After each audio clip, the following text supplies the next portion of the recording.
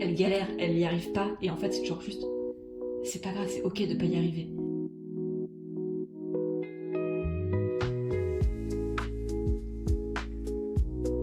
Bonjour et bienvenue dans l'IT Queer, un podcast où l'on pense l'inclusivité à travers la pratique de la lecture et de l'écriture. Je m'appelle Tai, je suis masterant en création littéraire et j'ai décidé de partir à la rencontre de diverses personnes pour les questionner sur leur rapport à la littérature en tant que personne queer. Aujourd'hui, nous accueillons Anna Ariabinski, autrice queer qui va nous parler de son rapport à ses labels et de sa pratique de l'écriture d'un point de vue féministe. Moi j'écris depuis, on va dire 15 ans, parce que ce qui arrive avant n'en vaut pas la peine. C'est-à-dire que je deviens à peu près écrivain à partir de 15 ans. J'écris de la romance érotique, de la romance fantasy essentiellement. Parfois fantastique, ça dépend. J'ai écrit un peu de science-fiction, enfin dans l'imaginaire globalement. Je tentais une fois de faire du contemporain, mais c'était pas très. Enfin, un jour je finirai ce roman contemporain, mais c'est moins ma came. Ouais, c'est pas ce qui t'intéresse. Oui, c'est trop terre à terre pour moi. J'aime bien. J'aime bien quand c'est imaginaire, donc j'écris essentiellement sur Wattpad aussi. Donc dans le nom d'autrice de Les Ailes de la Louve, majuscule. Non créé quand j'avais 13 ans, donc, finalement. Quand des trucs qui sont sortis à cette époque-là, mais j'ai écrit plus ou moins 3 séries. Ouais. Donc principales, on va dire, enfin, qui ont du sens par rapport à ce que j'écris. C'est La Meute Éclipse, la première série, celle que j'ai commencé à 15 ans du coup, qui a fait que j'ai eu ma notoriété. Les gens me connaissent par rapport à cette série-là, qui est une série actuellement 5 tomes, un 6e tome en cours, où chaque tome raconte l'histoire d'un couple différent, avec un fil rouge entre chaque tome. C'est l'histoire d'amour des personnages d'une meute en fait, j'appelle ça des changelins, c'est des métamorphes. Hein. Moi j'appelle ça des changelins parce que à 15 ans j'étais excentrique. Mais c'est bien de trouver des noms qui correspondent à ce que tu veux dire. Voilà, c'est des changelins qui découvrent leur histoire d'amour globalement, avec plein de thèmes sous-jacents, récurrents qu'on trouve et tout. Ouais. Il y a l'autre série qui est une série parallèle, donc qui est liée à La Meute Éclipse, qui est Les Proies et Prédateurs, où j'ai commencé à écrire du coup des romances avec des changelins loups, spécifiquement parce que j'aime les loups.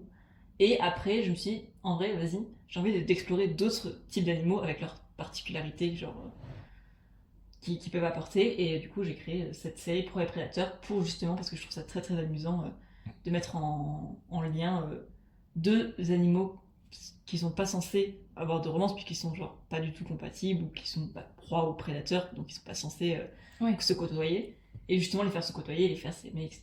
Donc j'ai créé cette série. Et c'est dans le même univers du coup, Meute Éclipse et Proie et Prédateur. Même univers, d'ailleurs on retrouve parfois d'un tome, enfin d'une série à l'autre des personnages, etc. Il y a des liens. Et sauf juste la particularité des Proies et Prédateurs, c'est que c'est censé être une série dans lequel tu peux lire n'importe quel tome dans l'ordre que tu veux, et ça change rien à ton expérience de lecture parce qu'il n'y a pas de fil rouge entre les tomes.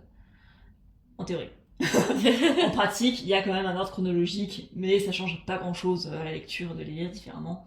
Et c'était aussi l'intérêt d'écrire des histoires plus courtes qui permettaient d'avoir plus de contenu à proposer sur Wattpad. Et c'est bon pour l'ego de terminer des romans. Ça fait plaisir. Donc voilà. Et la 3e série, c'est Les Sentinelles à mort. Donc là, ça n'a rien à voir avec les 2 premières séries. On est sur des vampires. Je lisais beaucoup d'histoires de vampires, parce que j'ai commencé en L2, cette série. Je lisais beaucoup d'histoires de vampires et j'en avais marre. C'est toujours la même chose. Monsieur, moi homme, moi vampire, moi te kidnapper. Et j'ai trouvé ça super énervant et du coup j'ai créé, je sais pas, des vampires matriarcaux en fait. C'est des vampires matriarcaux. Mais c'est quand même l'homme le vampire, donc comme quoi. Je me suis quand même pété la gueule dans le sujet, mais c'est pas grave. Et donc voilà, c'est juste. Les Sentinelles de la mort, c'est un groupe de vampires d'élite qui protègent les autres vampires des chasseurs de vampires. Qui eux protègent les humains des vampires. Enfin bref, et c'est ça, enfin, c'est pas gris ou noir, il n'y a pas les gentils, les méchants, c'est juste tout le monde essaie de se protéger les uns les autres. Et les Sentinelles de la mort font la loi, entre guillemets, c'est les vampires d'élite qui protègent la ville d'Aramor, finalement. Donc Voilà, et en gros, on vit leur histoire avec des humains, des sorcières, des sorcières, parce que c'est bien les sorcières finalement, des chasseurs, parfois chasseuses, puisque Tom aussi une chasseuse. Donc, ouais. Et donc toi, ta DA principale, c'est surtout un point de vue féministe au départ en tout cas maintenant. Oui, maintenant. Quand j'ai commencé, non. Ma DA quand j'ai commencé, c'était je veux écrire du sexe. 15 ans, beaucoup d'hormones, besoin d'exprimer. Mais ça m'a un peu passé. Et ouais, maintenant j'ai envie d'écrire... j'ai envie d'écrire des romans qui, genre, apprendront, sans être pédagogiques, apprendront aux jeunes filles, à la jeune fille que j'ai été, à la petite fille que j'ai été, qui a lu des romans qui n'étaient pas adaptés à son âge. Donc j'ai envie d'écrire des romans qui sont pas adaptés à leur âge, mais s'ils tombent dessus, se diront ok, c'est ça le consentement, ok, c'est ça le plaisir, le clitoris, ok, en fait on peut se poser ces questions-là. Notamment une des questions qui revient, une question très récurrente dans mes romans, c'est avoir ou non des enfants. Oui. La parentalité est un sujet qui revient genre à presque tous mes tomes, parce que c'est une question qui me turlupine moi beaucoup et que je pense que ça turlupine beaucoup de personnes. Et notamment, c'est de la beat lit globalement ce que j'écris. On appelle ça romantaisie de nos jours, mais on est plus proche de la beat lit que de la romantaisie, puisque c'est ça qui m'a inspirée. Et dans la beat lit, il y a un schéma qui fait que les personnages tombent amoureux, et soit pendant le tome, soit à la fin, ils sont en enfant. Ah ouais, à ce point-là ? Tout le temps. Et quasiment dans tous les tomes, etc. C'est assez rare de se mettre sur une série où il n'y a pas genre l'enfant qui arrive à la fin, ou en cours du roman, il tombe enceinte, et la question ne se pose jamais de savoir s'ils sont ok pour avoir un enfant. D'ailleurs, c'est souvent des grossesses surprises ou quoi. Et la question ne se pose jamais de savoir s'ils sont ok pour avoir un enfant, s'ils peuvent avoir un enfant, genre... La question ne se pose pas. Donc moi, j'ai écrit, d'ailleurs, la Note Eclipse. Le tome 1, il y a un enfant surprise, parce que c'est ce que je lisais. Le tome 2, elle peut pas avoir d'enfant, parce qu'elle est stérile, et elle veut des enfants. Elle ne peut pas. Son compagnon veut des enfants, mais il l'aime plus que le fait de vouloir des enfants. Et donc ils doivent composer avec ça, avec le fait qu'ils ne peuvent pas avoir d'enfants. Le tome 3, elle a déjà des enfants qui ne sont pas elle les a adoptés, mais c'est ses enfants. Et du coup, elle ne va pas faire d'enfants. Elle va vouloir à un moment donné faire des enfants avec son homme, mais elle va pas y arriver parce qu'elle a de l'endométriose, donc elle ne peut pas. Parce qu'elle va faire des couches, etc. Et ça va être compliqué. Le tome 4, ils ont des enfants, ils se posent la question, ils sont heureux, ils sont très bien, ils sont contents d'avoir... Ils ont une fille, d'ailleurs, avant de mourir parce qu'on aime bien finalement le drame.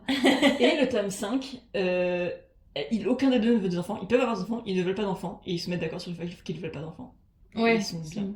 Et en fait, c'est ça. Et du coup, la question de avoir des enfants revient et est posée. Mais bref, c'est une des questions que j'aime aborder. Et c'est ça, en fait, c'est l'idée... C'était quoi la question? C'est mon point de vue féministe. Ouais, je digresse. Non, en vrai, c'est intéressant. Franchement, la question de la natalité d'un point de vue féministe, c'est... Après, genre, je suis pas là non plus pour donner des leçons ou poser des leçons. C'est juste, il y a des sujets qui sont abordés. Et ils entrent dans la catégorie féministe parce que c'est des sujets de femmes ou de consentement ou de minorité. Et ils sont juste abordés parce que ça fait partie de la vie d'une personne réelle. Et donc, il n'y a pas d'intérêt de pas les aborder. Puis c'est éminemment féministe que de se poser la question de si on peut ou non avoir des enfants, si on veut ou non des enfants, dans la mesure où dans la société, dans encore beaucoup de strates de la société, on se questionne pas sur est-ce que j'en veux vraiment, et c'est juste quand tu auras des enfants plus tard tu verras, ou ce genre de phrase qu'on entend énormément. C'est exactement ça. La question est pas posée, quoi. C'est pour ça que c'est d'autant plus important pour moi de montrer des personnages qui veulent pas d'enfants et qui sont d'accord avec ça. Ouais. Ou même qui veulent en avoir, mais on montre pas non plus ce point. Enfin, le deuil périnatal, ça touche beaucoup de femmes, etc. Et c'est... Et ça, c'est un truc que j'aimerais bien, parce que pour le coup, comme c'est des romans que j'ai écrits quand j'étais très jeune, j'ai moins bien abordé ces points-là. Mais par exemple, dans le tome 1, le personnage a un enfant surprise, elle est très jeune, elle a 23 ans. Elle a presque mon âge. Sauf que quand je l'ai écrite, j'avais 15 ans.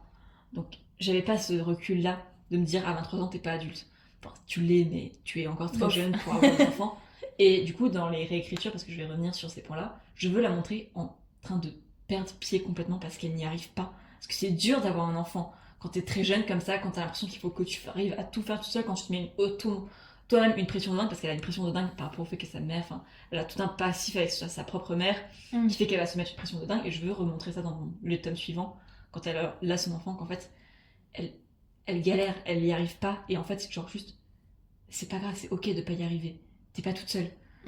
Et c'est aussi de montrer ça. Pareil, le tome 3 où elle voudrait essayer d'avoir des enfants, j'ai jamais montré qu'elle voulait essayer d'avoir des enfants. La question va être posée dans le tome 6 puisque ce sont ses propres enfants qui racontent l'histoire du tome 6. où elle va raconter qu'elle a essayé d'avoir des enfants avec son compagnon, qu'elle n'a pas réussi. Pas parce qu'elle voulait spécifiquement un enfant, mais qu'en fait, la question s'est posée de savoir s'ils voulaient ou non, et qu'ils se sont dit, en vrai, j'aime les bébés, je voudrais pour bien faire un autre bébé, parce qu'elle en a déjà 4, mais je voudrais bien faire un autre bébé. Et ça ne fonctionne pas. Et c'est pas grave, c'est ok, elle a déjà les enfants, et elle le vit pas spécialement mal. Genre, elle a essayé, c'était décevant qu'elle n'a pas avoir réussi, elle a fait des fausses couches, etc. Et ça, je l'ai pas montré dans les tomes précédents, et je veux montrer ces personnages qui font des fausses couches aussi, parce que c'est tellement... C'est hyper fréquent, puis ça peut être hyper violent aussi à vivre, les fausses couches. C'est très difficile de montrer ça, quand moi-même j'ai jamais vécu de fausses couches, donc c'est très sensible comme sujet. C'est pas, l'objectif, c'est pas d'en faire un sujet de plot parce que c'est dramatique et que ça fait du pathos. Non, c'est de normaliser. C'est montrer que c'est quelque chose qui va arriver, qui peut arriver, et qu'il faut pas genre se mettre une pression de ça fait pas toi une mauvaise femme de pas réussir à faire un enfant, ça fait pas toi une mauvaise femme d'avoir une fausse couche, c'est normal. Enfin, bref, donc comme quoi la natalité c'est un sujet vraiment très important dans mes romans. Ok, ouais, je vois. Et du coup, tu m'as dit une fois que tu avais découvert sur le tard le fait d'être queer. Oui, parce que je pense que comme beaucoup de personnes de mon âge, j'ai grandi dans un monde très hétéronormé, dans lequel les dessins animés, c'était une fille et un garçon qui tombaient amoureux. Dans les films, c'était une fille et un garçon qui tombaient amoureux. Là où j'ai grandi, 2 garçons pouvaient s'aimer, c'était admis, mais j'ai jamais vu de filles s'aimer ou se montrer en public, etc. On m'a jamais posé la question, on m'en a jamais parlé. Ouais. Les romans que je lis, c'était des romans hétéronormés. Enfin, j'ai été genre... Ouais, enfin la société quoi. Oui, la société m'a appris que une femme et un homme, ok, 2 hommes, ok. Voilà. 2 femmes, ça existe. Et 2 femmes, et ça m'est pas venu à l'esprit que 2 femmes c'était ok aussi. Après, la question c'est quand même à commencer à se poser au lycée parce que j'ai eu la chance d'avoir des amis qui genre la bisexualité c'était un sujet. Mais vas-y, le déni. Ouais. Gros déni avec l'idée que ça va être compliqué. Genre, j'ai capté que ce serait compliqué. C'est-à-dire que je l'avais vu venir, que la vie, ça allait pas être rigolote si j'étais pas genre bien dans l'hétéronormativité. Et du coup, j'ai bien été dans mode, vas-y, on laisse ça à la moi du plus tard. Et on se pose pas la question et on dit, tant pis. On se penche pas sur le sujet. Et c'est souvent ça que je fais, en fait, je me penche juste pas sur le sujet de ma propre sexualité. Je m'en suis posé la question récemment parce que je tombe amoureuse d'une fille, mais récemment. Non, pas si récemment que ça, mais genre en arrivant au lycée, à la fac, où j'ai commencé à croiser des gens, du coup, beaucoup plus queer. Où fac de lettres. La fac de lettres, finalement. Où on est à part et tous. Tout le monde est queer. Tout le monde est queer. Et là où je me suis commencé à me dire, oui, effectivement, oui, j'aime les femmes. Et en fait... Donc oui, la bisexualité finalement. Ça s'est imposé tranquillement. En fait, c'est venu genre... Ça n'a pas été un gros combat dans ma vie où je me suis dit, oh, est-ce que oui ou non. Genre vraiment passer une nuit à me poser la question et j'avais 15 ans. Ah ouais. J'ai dit que j'avais pas envie. Et puis genre mon corps et mon truc a dit, mais t'as pas le choix chérie. C'est-à-dire qu'on t'a pas posé la question si tu étais bi ou pas. Donc je vais vraiment poser la question une fois et puis après j'ai essayé de le temps faire et c'est pas un sujet sur lequel je me suis particulièrement pris la tête. Ça t'a pas travaillé plus que ça? Non. Puis après je tombe amoureuse d'une fille, je me suis dit oui c'est logique. Mais du coup quand t'as pris conscience que tu pouvais aimer des filles, est-ce que genre dans ton écrit, est-ce que tu t'es dit tout de suite j'aimerais le travailler un jour, ou est-ce que ça a pas tout de suite atteint ton écriture, est-ce que ça l'a pas atteint du tout, ou est-ce que... En tout cas, dans ce que t'aimerais faire, pas forcément dans ce que t'as déjà publié, mais dans ton approche. Quand je m'en suis aperçue, quand je l'ai conscientisé, quand je l'ai accepté, ce qui a été plusieurs phases qui ont pris plusieurs années, pas du tout. Je me suis jamais posé la question de savoir si je mettrais ça dans mon écriture. J'ai capté que les romances lesbiennes, c'était une niche, que c'était quelque chose qui était très peu fait, que ce serait quelque chose qui serait intéressant à faire, mais que c'était très niche et qui serait donc très difficile de la placer en maison d'édition, parce qu'à l'époque, c'était la maison d'édition qui primait. Et j'ai conscientisé le fait que les romances lesbiennes seraient intéressantes à écrire, mais j'avais pas envie moi d'y aller, j'en avais jamais lu, j'en ai jamais vu nulle part, toujours même invisibilisation des romances lesbiennes. Et les romances gays m'intéressaient pas. Ouais. C'est-à-dire que j'en ai lu, je pense que ça peut se compter sur le doigt d'une main le nombre de romances gays que j'ai lues, et ça me bottait pas plus que ça, et franchement... Donc la question s'est pas posée pendant très longtemps, Et récemment, avec l'arrivée de Thread d'ailleurs, c'était très amusant, ça a commencé à être visible. La romance lesbienne, je sais pas pourquoi je suis tombée dans un cercle d'auteurs et d'autrices, et d'auteuristes d'ailleurs, qui en parlaient, qui en écrivaient et qui le promouvaient, et je me suis dit, waouh! Ouais, il y a eu un petit il y a eu ce moment là, récemment, mais en fait, j'ai envie d'écrire ça, et je m'en avais juste pas aperçu parce que la question ne s'était jamais posée, et parce que j'en avais jamais lu, et parce que j'en avais jamais vu. Ouais, c'est tellement invisibilisé que ça n'avait même pas traversé l'esprit que c'était possible de le faire. C'est-à-dire qu'il y avait genre bon gros nuage flou dans ce coin-là, et en fait, le nuage est parti, et je me dis waouh, en fait, je pourrais le faire. Et j'ai eu envie de le faire, bien sûr, et parce que je suis engagée dans plein de projets. Ouais. Hétéro. Je suis vraiment voilà. Ok. Oui, parce que toi, tu programmes tes livres, là, c'est ça. Enfin, t'as les sagas qui sont visibles entièrement. Tout à fait, parce que j'écris des sagas. Donc, quand j'écris un roman, j'ai les personnages secondaires qui gravitent autour du couple principal. Et ces personnages secondaires sont pas juste là pour faire joli. Je les vois, je les perçois et je leur dis, ok, toi, tu es comme ça et ton histoire ce sera ça. Donc, ok, tu seras donc tel tome. Et d'ailleurs, c'est ça qui est amusant, c'est que j'ai commencé du coup à programmer à 15 ans. Ouais. Et aujourd'hui, à 22 ans, il y a des tomes qui ne sortiront jamais. Des tomes que je n'écrirai jamais. Parce que ça n'entre... Non, parce que en fait, au fil du temps, ils sont partis en fait d'eux-mêmes parce que j'ai pris trop de temps et donc ils sont partis. Et puis il y a des tomes aussi qui sont juste plus d'actualité avec mes valeurs d'aujourd'hui. Oui, aussi. Ouais. Des trucs que je me dis, bah en fait, non, tu peux pas écrire ça avec tes valeurs. Enfin, il n'y a pas moyen de moyenner pour faire en sorte que ce soit cohérent. Oui, ta conscience politique, féministe, queer, qui dit voilà. non. Vraiment. Donc c'est pas grave, je laisse ces romans partir. Je suis en paix avec ça, faut pas... Ouais, ok. Ça a été des compagnons sur un temps, mais comme ils ont jamais pris le corps, c'est pas grave. Oui. Et personne ne le sait, donc à part moi, genre. Et du coup, dans tes projets, dans ce que t'as déjà écrit, est-ce que t'as des romans qui sont queer? Ou des personnages qui le sont? Oui. Alors, c'est ça, c'est dans mes projets qui sont déjà écrits, j'ai beaucoup de personnages qui sont queer, juste ils sont dans une relation hétéro. Ouais. C'est vraiment juste ça, c'est... On va dire, c'est pas parce que tu es dans une relation hétéro que tu arrêtes d'être bi. Bah non. Et j'ai des personnages bi, j'ai des personnages pan surtout, beaucoup de personnages pan parce que pendant longtemps, oui. Quelle est la différence entre bi et pan en soi C'est ça. Il n'y a pas de tranche. En fait, je vais pas trancher sur le sujet parce que je me sens pas légitime, mais c'est... Le label bi, si en acceptant le label pan à côté, devient transphobe, techniquement. Ouais. Si tu dis je suis bi par défaut en disant en fait sans être transphobe, parce qu'en soi, un homme est un homme, une femme est une femme, peu importe que ce soit un homme cis ou un homme trans, une femme cis ou une femme trans. On quid des personnes non binaires, mais in fine, ça se rejoint, c'est t'aimes les gens ou pas, t'aimes plusieurs sexes, genres ou pas. Du coup, je pense que ouais, la question faire une distinction entre les deux, c'est soit tu distingues les personnes transphobes des personnes pas transphobes, ou alors tu fais pas de distinction, enfin à titre personnel si toi tu l'es pas. Moi je fais pas de distinction et du coup en fait je me suis pas posé la question, donc c'est vrai je dis pan, bi, en fait, ouais, du coup quasiment tous mes personnages sont bi, c'est la question si on considère que bi c'est n'importe qui, quasiment tous mes personnages sont bi. Oui, ok.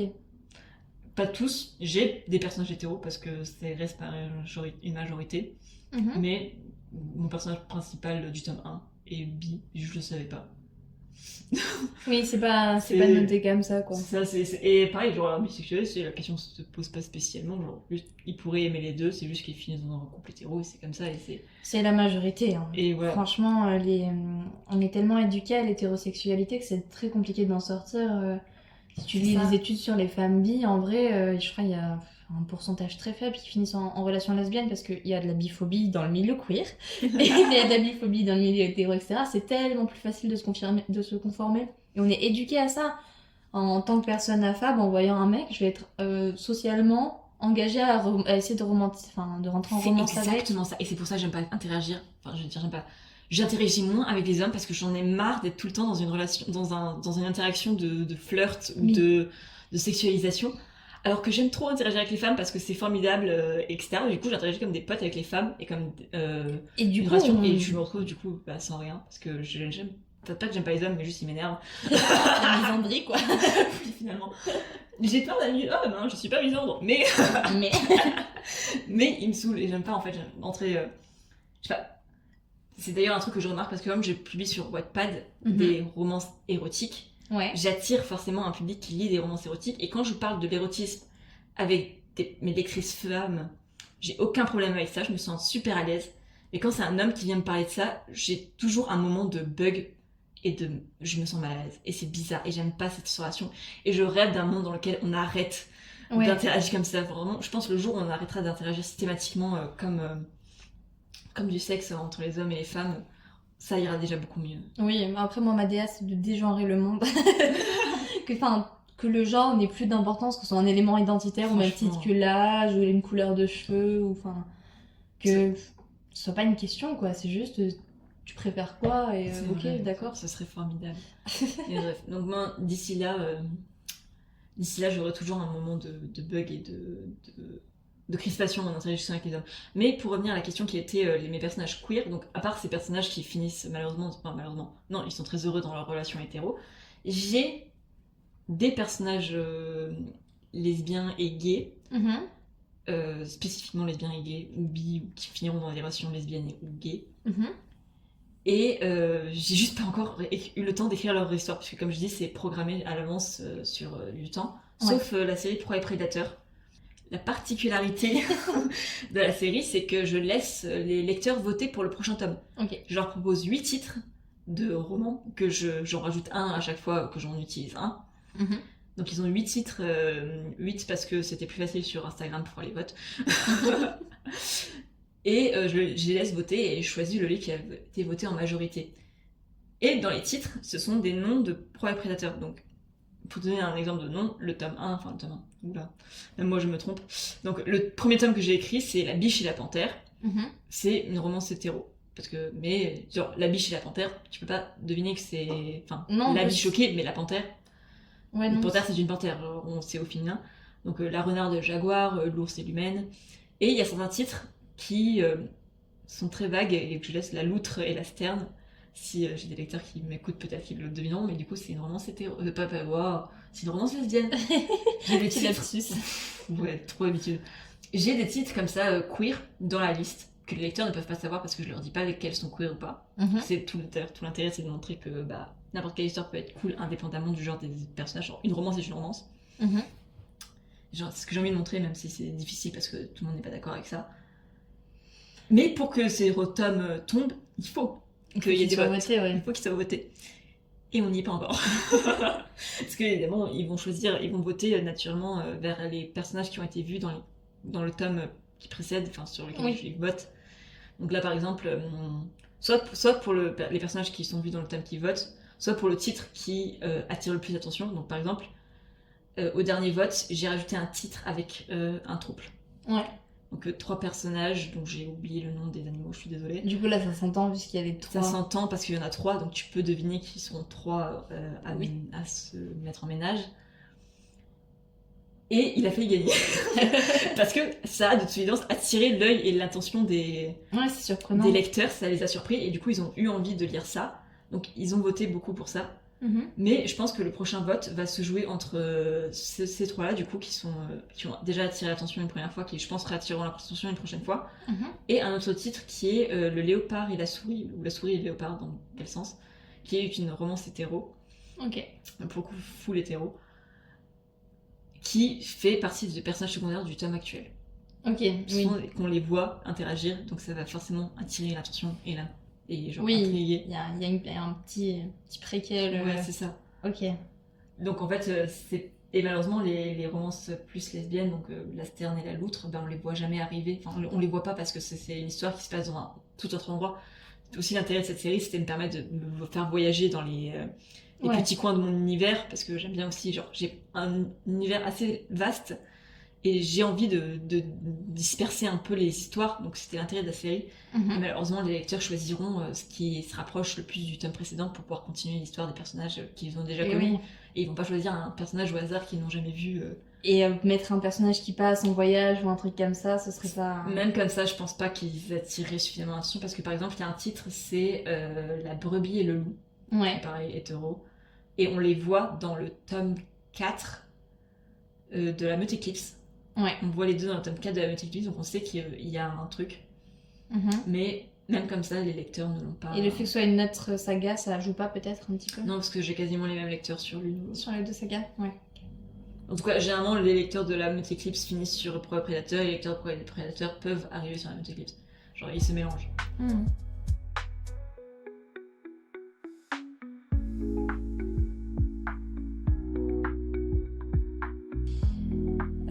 J'avais une autre question pour toi. C'est est-ce que le fait de découvrir que t'es bi, ça a changé ton regard en général sur, je sais pas, sur le féminisme ou sur ton approche des livres, sur l'hétéronormativité? Tu m'as dit que c'était arrivé un peu plus tard dans ton approche de l'écriture, mais est-ce que dans ton approche de la lecture ou pas, ça a eu une incidence aussi? Pendant très longtemps, pas du tout. C'est vrai?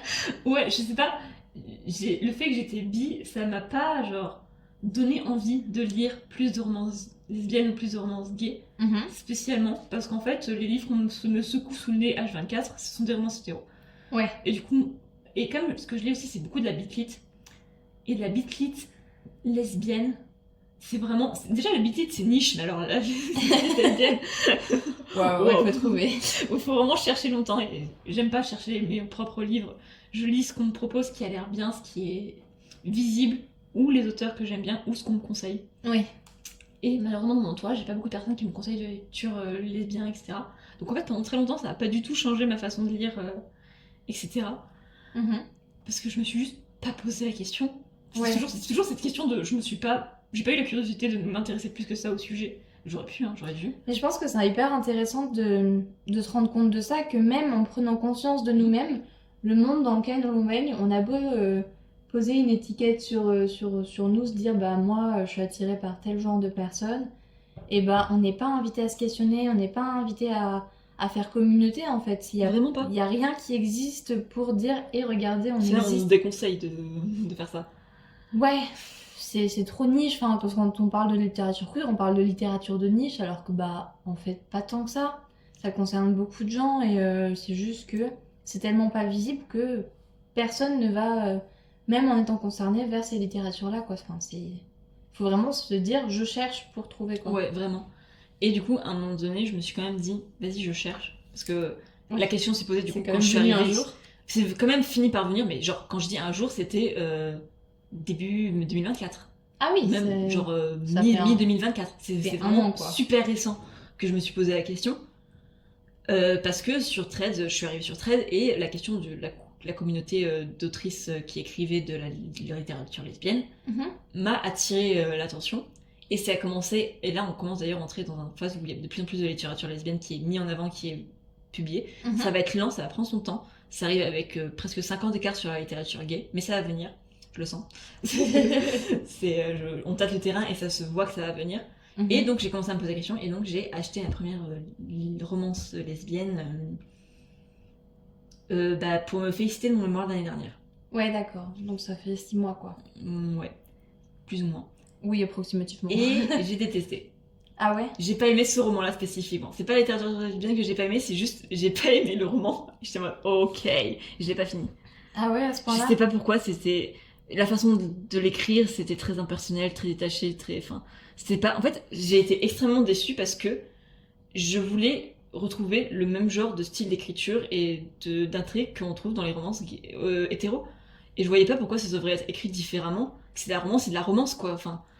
Ah, je suis pas tout à fait d'accord. Ouais. Dans la mesure où les lesbiennes, principalement, je pense peut-être plus que les personnes gays à voir, mais il y a un truc dans la communauté qui est genre l'émancipation et aborder les relations différemment. Oui. Les relations hétéros, elles sont hétéronormées et elles sont préenregistrées, quoi. C'est le même scénar, c'est le même type de trope. Et c'est partie pour ça que c'est difficile pour moi de me lancer dans la lecture lesbienne, parce que j'attends un certain type de trope. En fait, je m'attends à ce que ce soit hétéronormal alors que ça ne devrait pas l'être. Et j'ai tort sur le sujet. Ouais, bah ça existe, franchement, les romances lesbiennes qui se calquent sur l'hétéronormativité, mais je trouve ça presque dommage parce qu'en fait, il y a un truc qui est quand même propre à la queerness, à la communauté queer, c'est aborder les relations différemment, re-questionner notre rapport au corps, re-questionner notre rapport à l'autre. On peut pas faire famille de la même manière, on a des problématiques qui sont hyper hyper indifférente en fait. Mais... Et je pense que ça transparaît aussi peut-être... Après, si c'est juste des passionnés, ça peut être juste nul, hein. Je dis pas que le roman... Je dis juste que ce sera pas forcément quand même écrit de la même manière, ça peut. Mais je pense qu'il y a autre chose à creuser aussi. Pour le coup, spécifiquement, j'ai juste tombé pas sur le bon roman. Je pense spécifiquement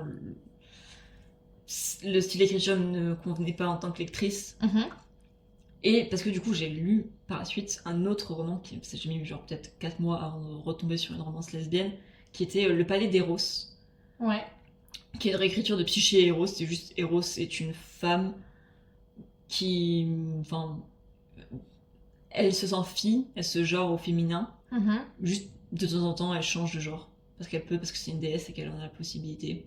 Soit elle devient entièrement homme, soit elle juste prend des attributs masculins. Et c'est très bien comme ça. Est-ce que c'est vraiment son genre qui change avec son ressenti ou elle change de corps? Elle change de corps. Ah, donc elle continue à se genrer au féminin. Donc elle reste femme. Ouais, elle reste femme, juste son expression de genre change. Exactement. C'est trop cool, j'aimerais trop pouvoir faire ça. Vraiment, j'ai vu ça, je me dis waouh, sympa. Et voilà, et c'est juste ça. Et du coup, c'était une romance lesbienne, qui pareil était écrite d'une façon très, très particulière, puisque c'était très récit. C'est une réécriture de mythes, donc il y avait une façon très particulière de raconter l'histoire. Ouais. Et c'était bien, j'ai passé un bon moment à le lire. C'était pas mon style d'écriture, parce que pour le coup je parle du style d'écriture, pas du style d'histoire favori, mais c'était sympa. C'était un peu trop poétique à mon goût en fait, c'est ça. Ouais. C'est un peu trop poétique à mon goût. Et du coup, c'est les 2 seules romances lesbiennes que j'ai lues. Ok, oui, c'est sur un an que j'ai commencé à me poser la question. Parce que j'ai beau vouloir lire ça, faire la démarche pour acheter une romance lesbienne, on déjà en trouvé en librairie, alors bonne chance. Ah, c'est très compliqué. Parce que c'est une grosse partie de mes achats livresques, en fait, c'est dans la librairie directement, j'achète le livre qui m'interpelle. Ouais. Et s'il n'y a pas de littérature lesbienne, la littérature lesbienne ne m'interpelle pas. Enfin, je peux pas être interpellée par quelque chose qui est absent. Ouais, c'est un gros manque de représentation, quoi. Donc, ça devient vite compliqué. Et par contre, j'ai eu la chance du coup qu'une amie m'a conseillé une romance lesbienne, donc le One Last Stop de l'auteuriste, dont j'ai oublié le nom. One Last Stop. L'autrice de My Dear Fucking Prince et The Ouais, c'est ça. Mackenzie, je crois, quelque chose. Oui, c'est ça. Et du coup, qui est sur ma table de chevet et qui est une de mes prochaines lectures. Qui est donc sera ma 3e romance lesbienne. 3e romance lesbienne. Et on me l'a conseillé et on m'a dit qu'il était vraiment bien. Donc, ok. J'attends de voir s'il est vraiment bien. Par contre, on m'a fait la remarque que on finissait quand même avec de la pénétration avec je crois un jouet. Mais ça, c'est un truc à dédramatiser. C'est pas parce qu'on est lesbienne qu'on n'a pas envie d'être pénétrée, et c'est pas parce qu'on est hétéro qu'on est obligé d'être pénétrée. D'accord, mais dans le sens où j'en ai pas lu assez pour ça, me faire un point de vue sur le sujet. Donc c'est la question que je me pose, c'est est-ce que toutes les romances lesbiennes se retrouvent à un moment donné avec une pénétration? Non, je crois pas. Après, ça dépend qu'est-ce que t'appelles pénétration, honnêtement. Oui, pas les doigts, évidemment. Les doigts, ça compte, quoi. Mais si, c'est de la pénétration, qu'est-ce que t'appelles pénétration, je pensais l'utilisation d'un jouet, d'une ceinture. Un gars de ceinture? Ouais, ou un harnais. Je juge pas sur ce sujet, je me pose la question. Parce que autant il y a aucun problème avec le fait que Meuf, t'as un clitoris, heureusement que tu l'utilises, enfin que t'as envie de l'utiliser au bout, et tu vas pas genre te restreindre sous prétexte qu'il n'y a pas un homme pour le faire à ta place, enfin, Dieu merci, mais j'espère quand même qu'il y a des représentations lesbiennes, enfin j'en ai pas lu assez pour savoir, donc j'espère quand même qu'il y a des représentations lesbiennes qui montrent qu'en fait c'est pas genre quelque chose qu'elles veulent, qu'elles aiment. Ouais, moi j'en ai lu, il me semble qu'il y avait pas forcément de la pénétration dans tout. Moi je pense un truc qu'il faudrait normaliser plutôt, c'est du sexe sans pénétration et le placer comme scène de sexe dans les romances hétéros. Ouais, t'avais fait. J'ai un couple pour les prédateurs où ils ne se pénètrent pas.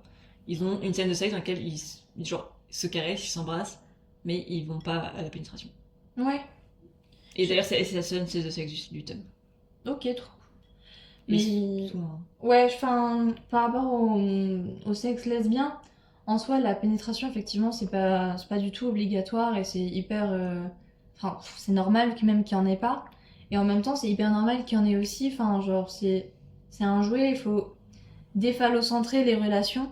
Mais le fait qu'il y ait un jouet, c'est pas un pénis, je suis désolée, c'est un putain de toys. Et les gens qui se mettent des trucs, il y en a plein et tout le temps. Et c'est pas forcément parce que c'était pour la reproduction d'une sexualité hétérosexuelle. Ça peut juste être hyper normé et hyper queer en fait.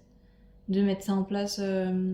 Après, j'ai pas lu le roman, du coup, je peux pas savoir comment c'est dans le place, mais. Non, enfin, La question s'est posée avec cette amie qui me l'a conseillé, donc je me bon, à voir. Ouais. Je pense que il y a vraiment deux écoles chez les lesbiennes en mode surtout pas de pénétration parce que c'est trop masculin et pourquoi pas. Mais je pense que je trouve ça presque plus intéressant de se dire qu'on peut sans les hommes aussi. Enfin, il y a quand même pas d'hommes, c'est pas parce qu'il y a une pénétration en jeu que ça met un homme en jeu, quoi. D'où le déphallocentrer les choses, quoi. C'est pas un pénis, c'est un jeu, c'est un jouet. Bah écoute, merci pour tout ça, pour tes réponses à mes questions.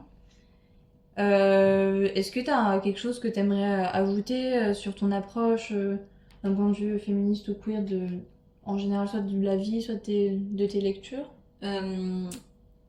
J'aimerais bien ajouter le fait que tu m'as fait ouvrir les yeux sur le fait que j'étais une autrice queer. Parce que vraiment l'autrice qui s'est vraiment posé zéro question sur elle-même, quoi. Viens, on laisse le temps faire les choses et on verra plus tard. Parce que en fait, j'ai passé beaucoup de temps. Je divise beaucoup la personne que je suis et la personne qui écrit. Parce que c'est plus facile pour moi de me dire je ne suis pas celle qui écrit. Enfin, j'ai un nom d'autrice. Ouais. C'est parce que c'est plus facile pour moi de séparer les deux, que ça me permet d'être plus libre dans mon écriture. Et du coup, je suis queer en tant que personne parce que c'est un fait, c'est l'étiquette qu'on me met parce que je suis bi, tu vois. Mais en tant qu'autrice, la question, je me suis jamais revendiquée queer. C'est-à-dire que je n'ai jamais affirmé devant mes lecteurs que je l'étais. J'ai actuellement en cours d'écriture un seul roman dans lequel j'ai un couple gay. Et c'est même pas le couple principal du roman, enfin c'est un des couples principaux, il y a 4 couples dans le truc et il y a un couple gay. Enfin, c'est... Oui, c'est très marginal par rapport à ce que j'écris. C'est extrêmement marginal par rapport à ce que j'écris et du coup, genre, me revendiquer autrice queer, ça m'a fait très bizarre. C'est pas quelque chose qui me parut évident. Parce que justement, j'ai l'impression que autrice queer, c'est les personnes qui écrivent de la littérature queer plus que des personnes qui sont queer. Ouais, non, t'es une autrice queer, t'écris pas forcément de la littérature queer.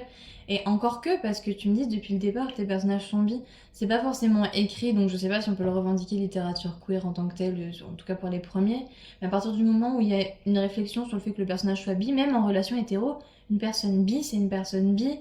Et je pense que le fait de leur enlever leur queerness, c'est invisibiliser encore une fois les personnes bi de la littérature et... Je suis d'accord.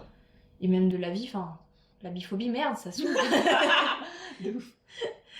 Du coup, non, je trouve ça hyper... je pense qu'on peut pas dire, même si ce que t'écris, c'est principalement de la romance hétéro, je pense qu'on peut pas dire que c'est pas queer. Je pense qu'il y a quand même quelque chose qui existe. Même sans t'être posé la question, ça s'est glissé dans tes textes, quoi. C'est là.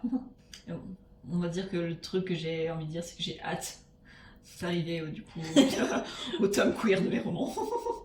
Je l'espère pour toi aussi. Mon Dieu, sortez-moi de l'hétérosexualité. Pourquoi même dans mon écriture, je n'arrive pas à en sortir? Vraiment la société. Hein.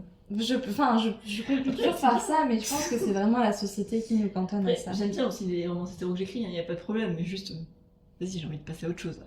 Non, oui, Et je reviendrai, je pense que j'arrêterai pas d'écrire de la romance hétéro parce que j'aime bien ça et que c'est cool.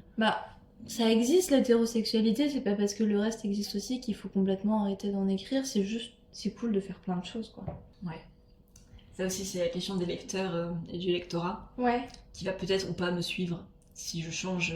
Oui, c'est ça si j'arrête d'écrire de la romance hétéro parce que je sais que mon lectorat a plus auto apprécié que j'introduise de la romance gay. Ouais. Mais je suis pas sûre parce que les romances gays c'est assez normalisé maintenant, c'est même genre plutôt bien vu et apprécié par le lectorat féminin. Ouais, c'est vrai. Peu importe ce qu'on en pense. Et je sais pas si c'est la même chose pour les romances lesbiennes dans le sens où je pense que les femmes, c'est mon avis et peut-être que je vais dire quelque chose de très déplacé donc je m'excuse d'avance si c'est le cas, mais je pense que les femmes hétéros apprécient la romance gay parce qu'il y a des hommes qui aiment les hommes. Et je pense que les femmes hétéros n'aiment pas les femmes, en tout cas sexuellement, et que du coup elles seraient moins intéressées par de la romance lesbienne. Potentiellement, mais t'as peut-être un lectorat bi en fait. Oui, probable. c'est possible, mais comme la question s'est jamais posée, que je me suis jamais revendiquée queer et que du coup j'en parle pas avec mon lectorat, ben je n'en sais rien. Ça pourrait valoir le coup de questionner en fait, en mode qu'est-ce qui vous intéresse dans les lectures. Enfin, faire des sondages, ça serait en plus. Et de toute façon, je vais y venir et que mon lectorat le veuille ou non. Oui, c'est sûr. C'est pas grave, je créerai un autre lectorat sur ces romances-là spécialement et puis ça sera bien aussi. Oui. Et j'aurai moins de vues et c'est pas grave, on n'est pas là pour ça. Bah, si, c'est important quand même parce que bah, tu communiques énormément avec ton lectorat, c'est eux qui choisissent ce que t'écris pour une de tes sagas. Enfin, t'as une relation avec ton lectorat assez particulière, surtout quand t'écris sur Wattpad. Je pense que dire on n'écrit pas pour les lecteurs, c'est un peu se mentir. On écrit pour soi d'abord, mais les lecteurs, ça vient forcément je dis pas qu'on n'écrit pas pour les lecteurs, c'est juste que je dis que j'écris pas pour le nombre de vues ou de lectures que j'aurai sur Wattpad. Oui. Parce que je sais, j'ai vu d'autres autrices qui ont écrit la romance lesbienne sur Wattpad, et certaines de ces autrices ont des romans avec 1 million de vues Wattpad et leur romance lesbienne quasiment pas. Ouais, ok. Et donc je sais que j'aurai moins de lectures, mais ça va m'empêcher de quand même, pour cette communauté de personnes qui le liront, de l'écrire. Oui, ça va peut-être toucher quelques personnes. Je pense que j'ai besoin de ça pour un peu prendre genre possession de ma propre bisexualité. Ce serait chouette que ça t'aide à prendre conscience de toi et à t'affirmer dedans, parce que chaque fois qu'on en a parlé, tu me parles d'illégitimité, etc.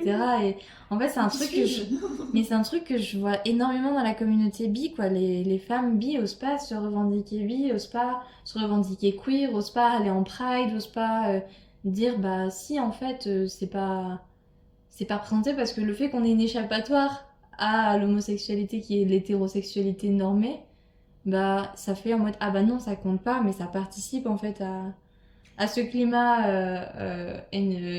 biphobe dans la société. Je pense, hein. Mais du coup, ce serait cool que tu touches ce lectorat-là en mode regardez, ça existe.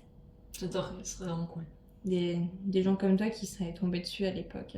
Je me dis, avec un peu de chance, je vais arriver quand j'arriverai à ces écrivains-là, j'arriverai à un moment donné où ce sera déjà beaucoup plus accepté. Pas accepté, c'est déjà acceptable.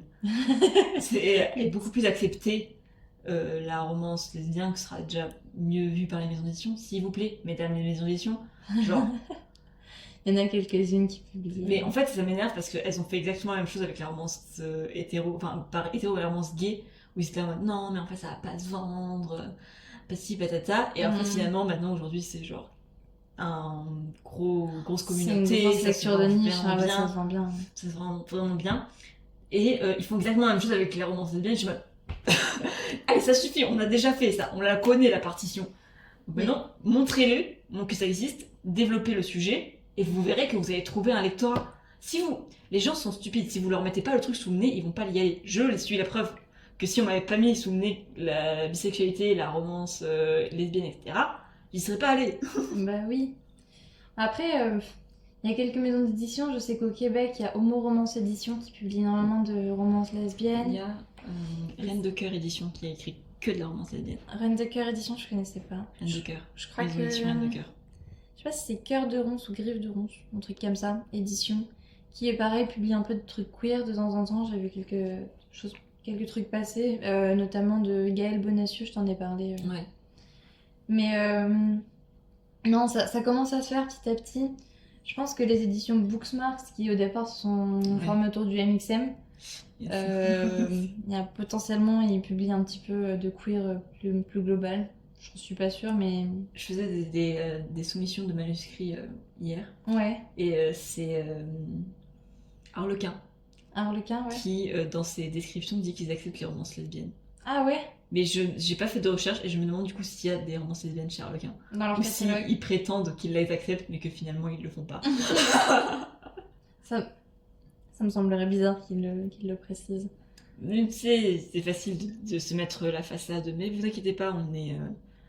Bah, ça sert à rien de se mettre la façade parce que actuellement, c'est pas... Enfin, genre, c'est assez avant-gardiste et novateur de dire on accepte les romances lesbiennes, c'est pas le truc à faire pour se faire bien voir encore, c'est juste...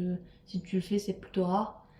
En tout cas, c'est dans leur truc de soumission, ils disent qu'ils acceptent tout type de romance, même lesbienne. Et s'ils le faisaient pas, ils le mettraient pas parce que ça fait beaucoup de manuscrits en plus à traiter. Ils se rajouteraient pas un truc qu'ils liraient pas. Je pense aussi.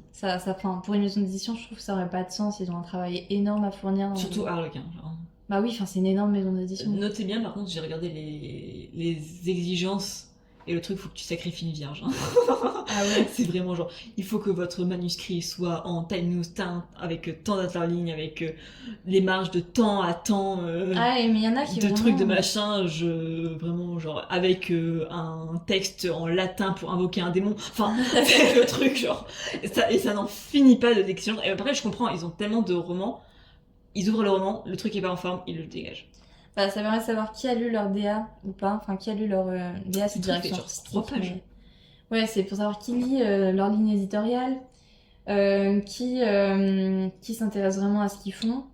Et c'est aussi, je crois, pour imprimer ensuite les manuscrits pour pouvoir les donner aux bêta-lecteurs, enfin aux alpha-lecteurs de la maison d'édition. Ça peut être les stagiaires, ça peut être des gens qui vont d'abord faire des retours de texte en mode j'ai apprécié pourquoi tout, ouais, ça, c'est le mot que je cherchais.